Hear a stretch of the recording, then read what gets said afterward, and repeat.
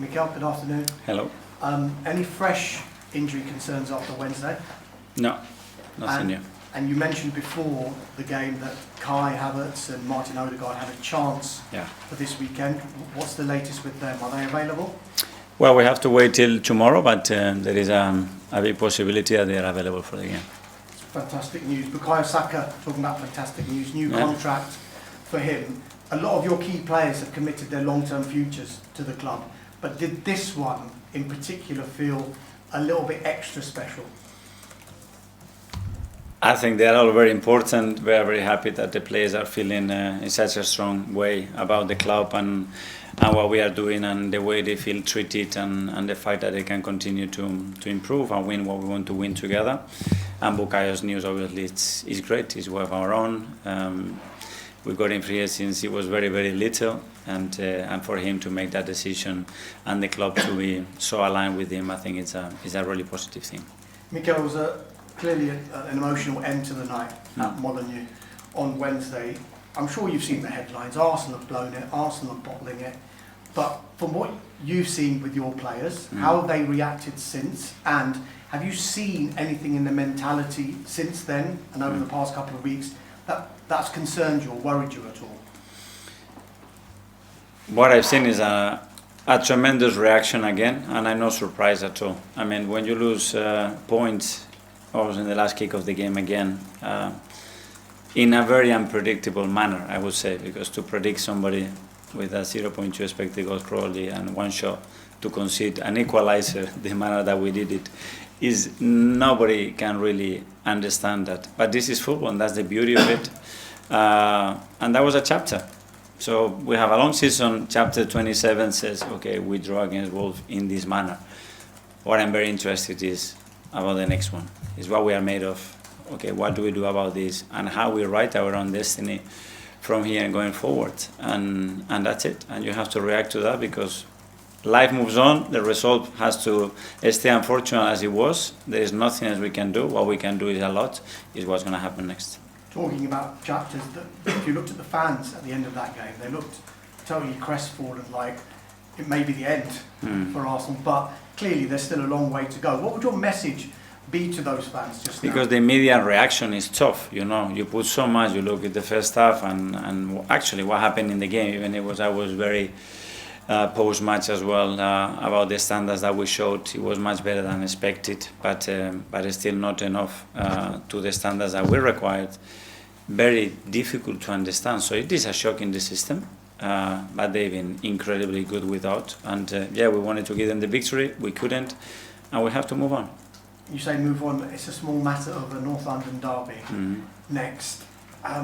Tottenham Hotspur may see this as an opportunity to dent your title chances, but from your perspective, is this almost maybe the perfect fixture for Arsenal after what's happened in the last couple of games? It's the one we have after, and it's the one that we cannot wait to play. If we could play today, I think we would all love to play today to get that feeling that we have in our tummies and use it in the right way, and we'll have to show on Sunday.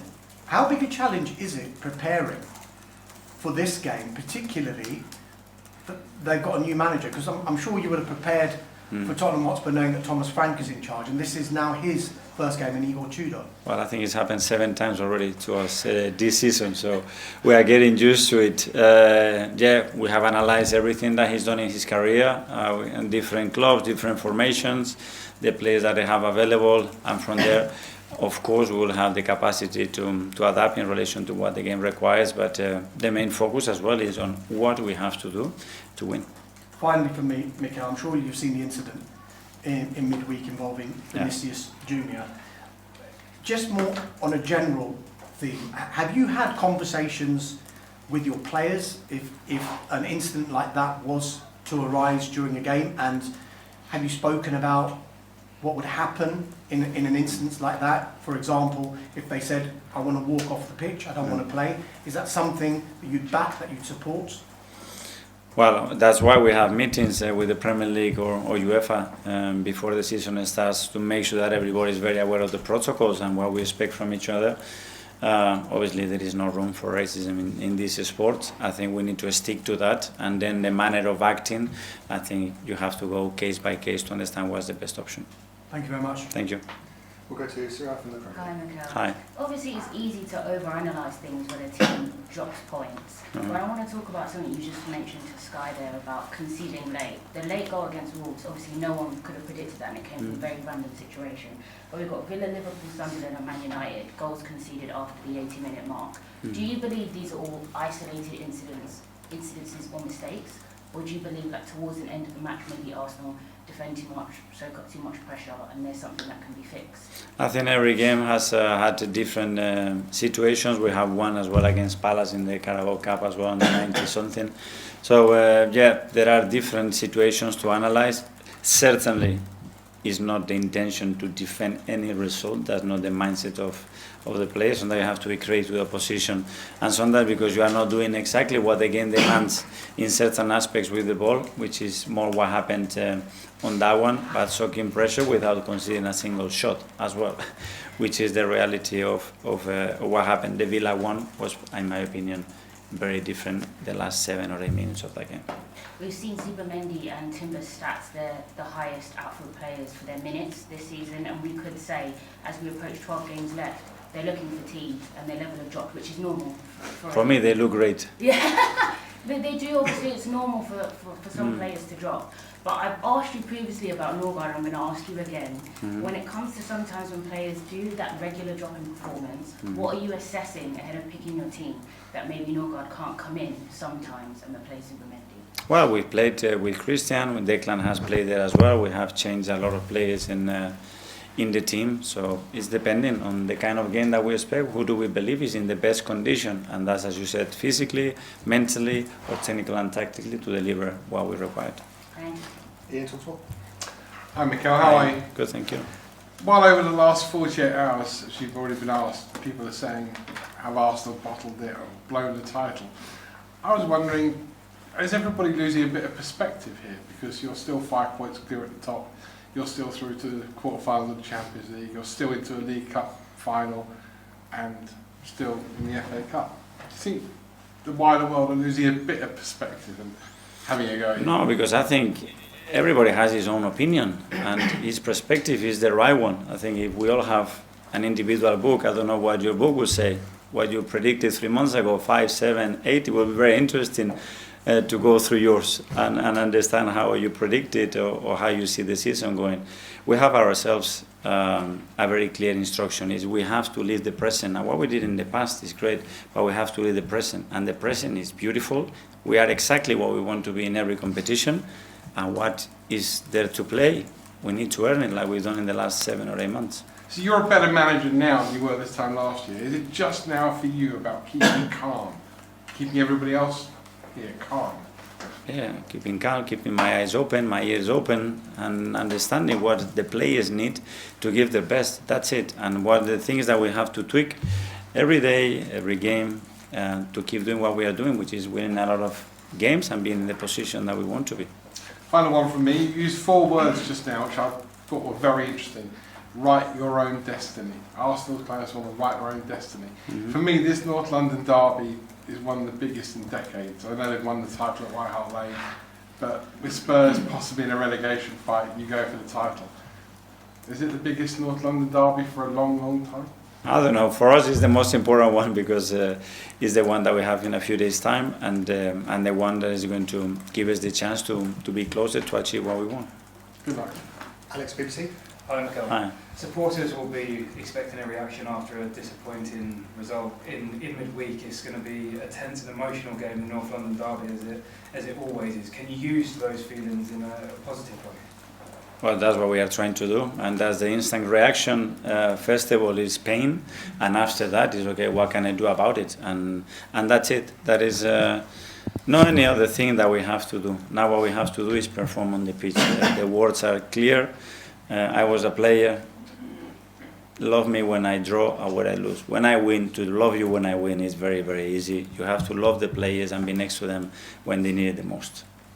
Did you have to love them a lot after the game the other night, you were seen trying to keep the players calm towards the back end. Were you surprised with how the tension or the game situation seemed to get to your players? No, because I know how much they want it, and that's part of it. And when you are so keen to achieve what you want to do, and you are putting so much throughout the season, every single day, to get closer and closer to your objective, you are living with that passion. That's very normal.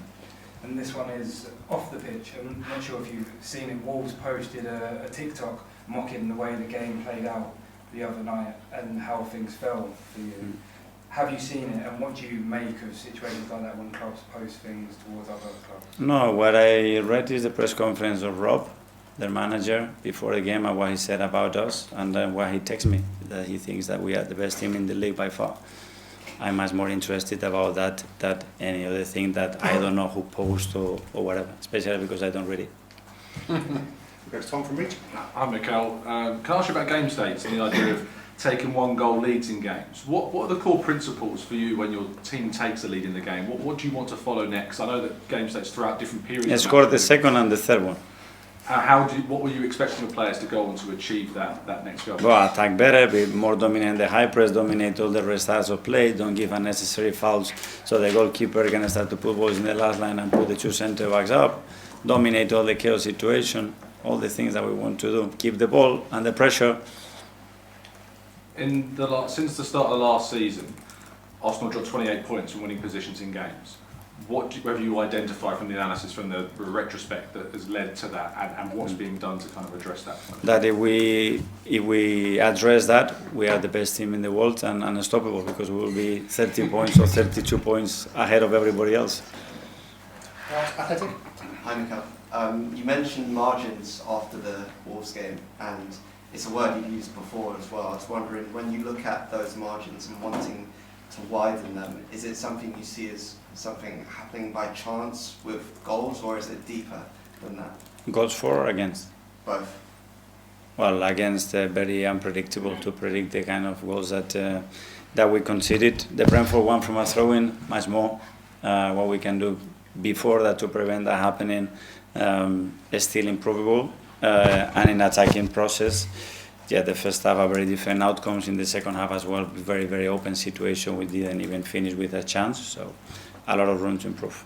And just on Saka and Havertz, you said Havertz has a possibility of being available, and both of those players have played as some number 10s recently. Yeah. I was just wondering, with them both available, would you, I guess, like using them in a combination that you haven't so far? So, I don't know, with Kai being able to play in those positions. We can. Depends as well on the availability of those players in terms of the load that he can absorb. Bukayo was okay to start the game, but we knew that he could not finish the game, so we had to get him out because probably he was going to start to cramp or take a risk with the previous injury that he had, and we didn't want to do that. So depending the state of the player, how much we can use them. Okay, we'll do the last couple now. Matt from Standard. Hi Mikel. Is Leo okay for Sunday? Yeah, he's fine, yeah. And you've had a lot of big players sign long-term contracts over the last 6 months, obviously shows the faith they have in the club. Do you need to now win trophies for that to remain in place and players to still be convinced that this is the right place? Well, up to now, that hasn't been the driving force probably for them to make that decision. So we will see from here forward. I don't know. And for the players, obviously this is the 4th season in a row now you're coming into this time of the season still being in the thick end of the title race. Do you think it's becoming mentally tougher, or is it sort of an advantage having had those experiences? I think it's becoming more and more exciting, because that means that you are closer. The more repeatedly you are in these kind of positions, you're going to win it. The same in the Champions League. If you don't get to the quarterfinals for, how long was 20 years?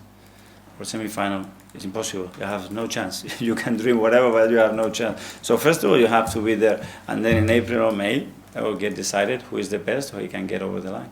Okay, James, yes. Hi Mikel, you mentioned the XG of that first Wolves goal, and you conceded a lot of low XG goals this season, more than I think any other team, if you got the data right. Can you explain why that's happening? Is this a coincidence, or is it, is there something you're doing wrong? Probably a bit of both. I mean, we would have to go by goal, but somebody from a really low scoring position can put the ball in the top bin. What are the odds for that to happen? Also, it's like putting the ball in the top corner and costing you points. I don't know. Depends. And the players here in this league, they have a lot of quality as well. That's a credit to them. And you can see sort of quite a high proportion of your shots and XG and chances from outside the box. Can you be the best team defending in the penalty area and still be the best team defending outside the penalty area? Yeah, that's what we want. There are certain margins there in terms of when we approach the player, the space that you cover in relation to the defender and the keeper. So there are things that we are constantly working on and try to improve them. Gary? What's Mikel, how do you love the players? I don't love the players. How do you love the players when they're in? Sorry. When you need to love the players. Yeah. How do you love the players? Well, that's not a choice that I have to make. I love them and that's it. Like my kids, regardless of. No, but how? How do you stroke them? If I hug them, kiss them, or I take them home. Nice way. How do you kind of make them feel better about? I write them love letters. The way I interact with them, the way I communicate with them, the way I try to support them and make them feel that that I'm here, that we are all here. It's not that I love them. We love them. Because it's impossible not to. I mean, when you are 10 minutes in that dressing room, in and around the building, and you interact with them, it is impossible not to, believe me. Even if you try hard, I think they will win you. And, you know, in the Amazon year, in the Amazon documentary, there was a clip of you after, I think it was the Brighton and Palace game. And you had I haven't watched it there, so give me context. Were you quite critical of the players inside the dressing room? Mm-hmm.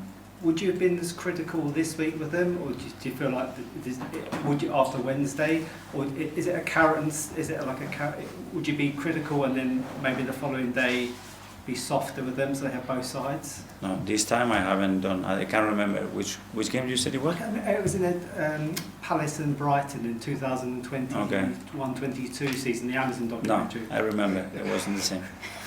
Sam, in the first few years you were here, there were moments when you were quite critical to us about the players and the performance.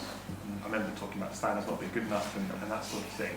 It feels this season like you're much more, I guess loving is the word we're using, and sort of supportive towards your players. Is that a shift in you that you've made as a manager, or are you telling us something maybe different to what's happening inside?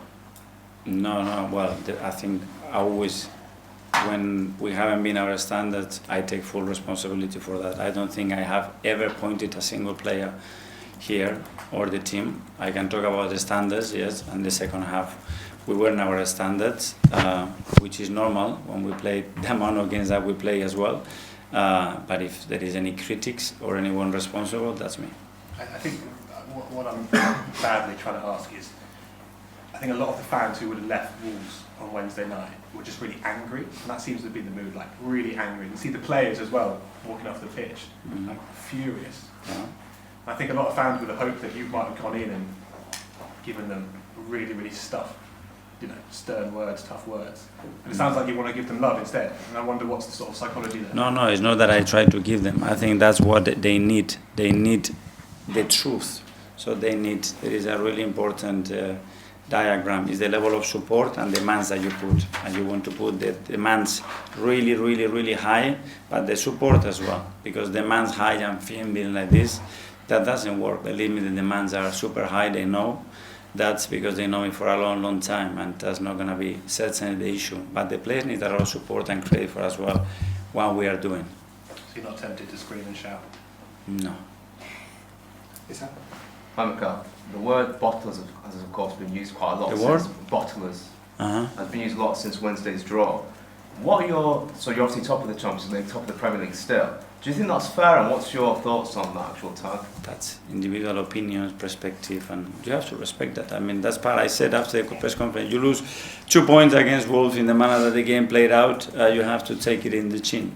That's it. It's part of our role. For you, what would constitute a team being bottlers? Sorry? What would constitute a team in general being bottlers? It's not part of my vocabulary, and I don't see it like this because I don't think anybody wants to do that as an intention. But I wouldn't use that word, but that's me. Ed? Hi Mikel, I just wondered how you personally reacted to the Wednesday night's draw on the night, was it a sleepless night for you, and have you been picking over that game, or are you just trying to move on and accept that sort of individual mistakes happen?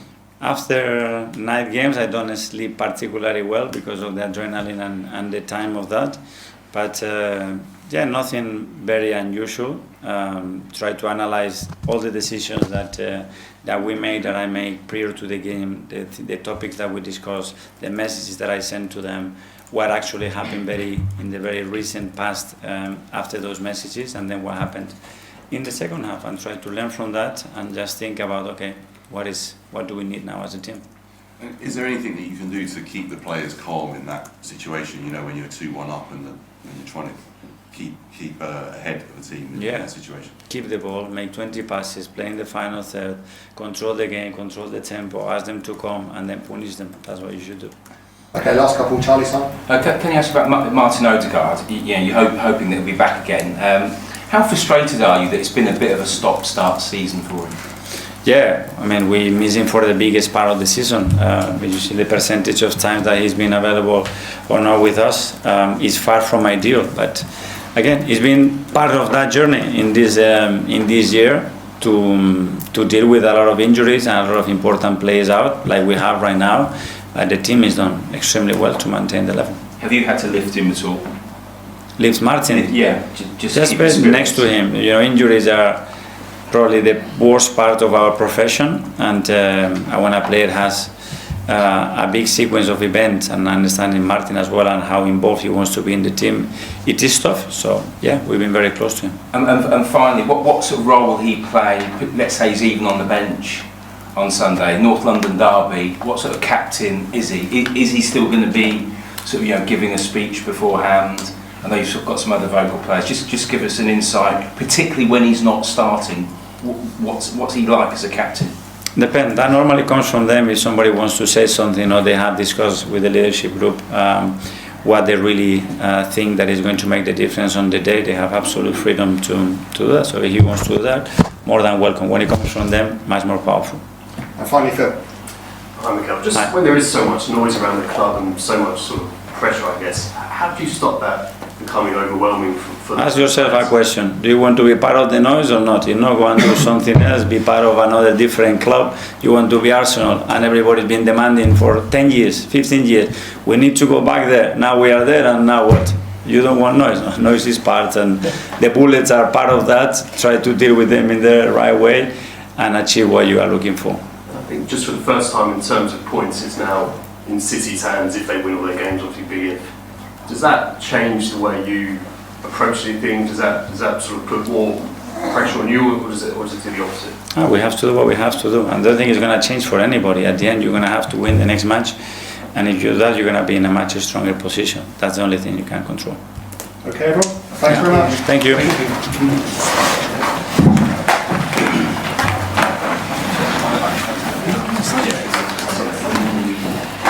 Cheers. Good luck. Yeah, thank you. We'll be right back.